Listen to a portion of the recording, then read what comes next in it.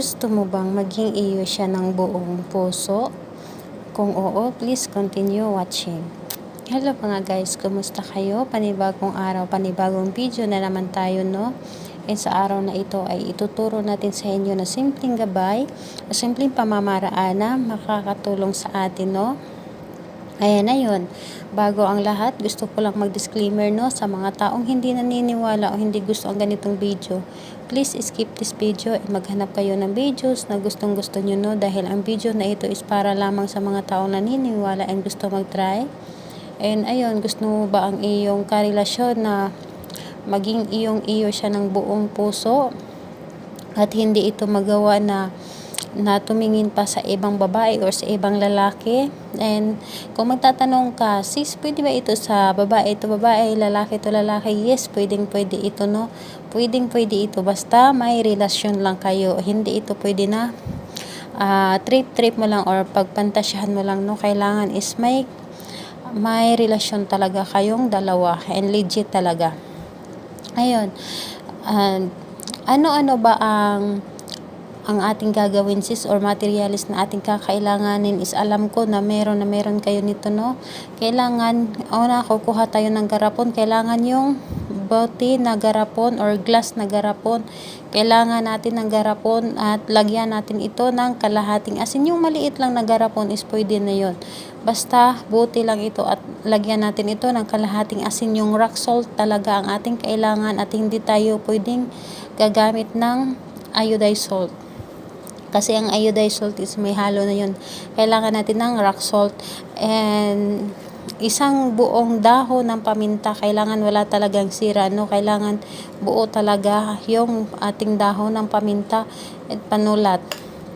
Ayun, lagi ko itong sinasabi na kapag gagawa tayo ng mga ritual o gagawa tayo ng mga papaswerte at love spell, kailangan na nakafocus tayo sa ating ginagawa, ating positive na matutupad itong ating mga gagawin or mga kahilingan dito.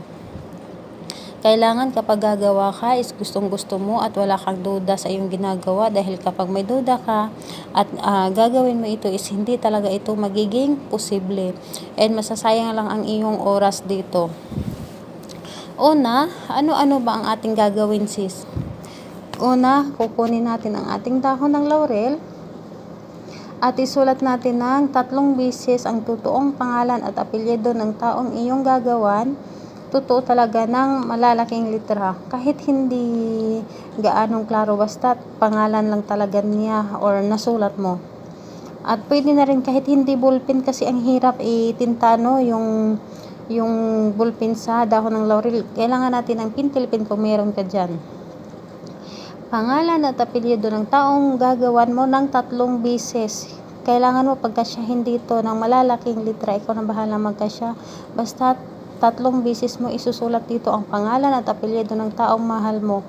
Sis, natapos na namin itong gawin. Ano ang susunod namin gawin? Kunin mo itong ating dahon ng laurel at kakausapin mo ito na sa pamamagitan nito na tulungan ka na ang iyong taong ginawa nito is hindi na magawang tumingin pa sa iba, hindi na maakit sa iba o ibigay sa inyo ang buong atensyon, ang buong puso niya, at hindi niya na magagawang magloko o kahit ano pa yung mga kahilingan ninyo. Ihiling nyo na dito kahit na basta't galing talaga sa inyong puso, yung kumbaga with feelings talaga, yung galing talaga sa inyong puso, hindi yung basta-basta na lang binubukas sa iyong bibig. Kailangan talaga is galing talaga sa iyong puso, na yung nararamdaman mo sa kanya, na yung gustong-gusto mong mangyari para sa inyong dalawa. Ayun, sis, natapos na naming humiling, sis. Ano ang aming gagawin nito sa dahon ng laurel? Kumuha ka ng panindi dyan, lighter o posporo, kahit anong panindi. Sunugin mo ito at yung abo kailangan mapunta dito sa loob ng asin. Kailangan ihulog mo lang talaga, ihulog mo hanggang masunog ito lahat, ang dahon ng laurel. Kapag masunog mo na ito, habang nag-aaso pa yan, habang may aso pa yung ating dahon ng laurel, kailangan takpan mo na ito kaagad ang ating asin. Kailangan takpan mo na ito kaagad. Tapos, Sis, natakpan na namin, saan namin ito ilalagay? Ilalagay ninyo ito sa matataas na bahagi ng lalagyan. Hindi pwedeng sa ilalim ng kama or sa mababa na lalagyan mo. Kailangan medyo mataas talaga. Hindi naman gaanong kataasan, basta't mataas lang talaga siya.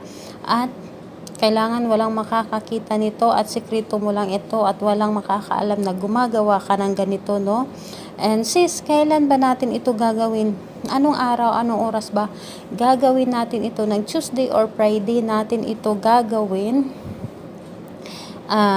Gagawin na, pili ka lang sa araw, Tuesday or Friday, at sa oras naman ay kailangan gawin natin ito ng hapon, mas mainam alas 5 or alas 6 ng hapon natin ito gagawin, basta papunta na dyan na oras, yan ang dapat mong gawin ito.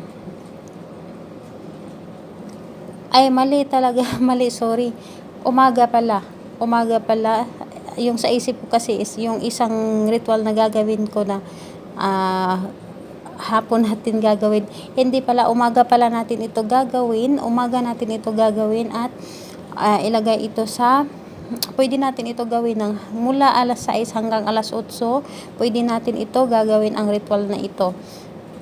And ayun, sana ay makatulong ito sa inyo and good luck sa mga gagawa nito, and think positive lang, huwag maging negative. Kailangan positive ka palagi sa inyong ginagawa na para mabilis itong matupad. And ulitin ko, gagawin natin ito ng Tuesday or Friday, pili ka lang sa araw at gagawin natin ito ng umaga, mula alas 6 hanggang alas 8 ng umaga natin ito gagawin.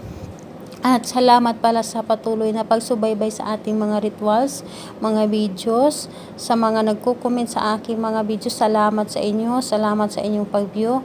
And ayun, ako pala ay tumutulong sa mga OFW na inaapi or minamaltrato ng mga amo o kahit anong klaseng pang-aapi.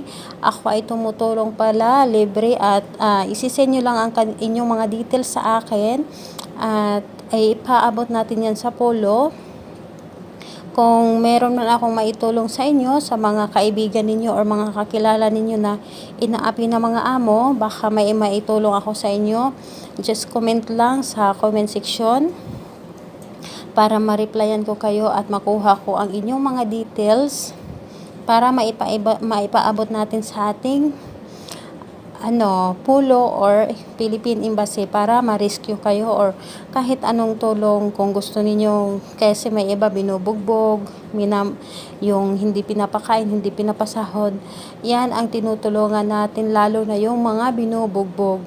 Kailangan kapag urgent talaga ang ating ginagawa kapag